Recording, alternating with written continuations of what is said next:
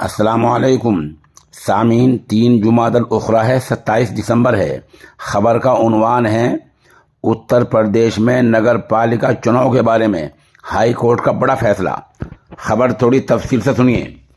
उत्तर प्रदेश में होने वाले नगर निकाय नगर पालिका के चुनाव को लेकर इलाहाबाद हाई कोर्ट की लखनऊ बेंच ने आज मंगल के दिन अहम फैसला सुना दिया है।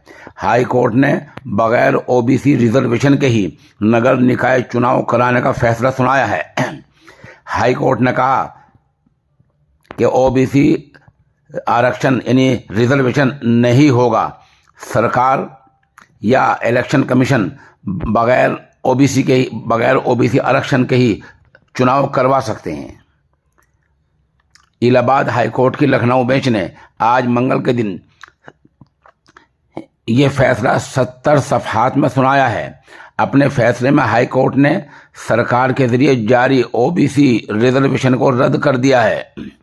ओबीसी के लिए रिजर्वेर सभी सीटें अब जनरल मानी जाएंगी। हाई कोर्ट ने फौरन निकाय चुनाव कराने का आदेश भी दिया है।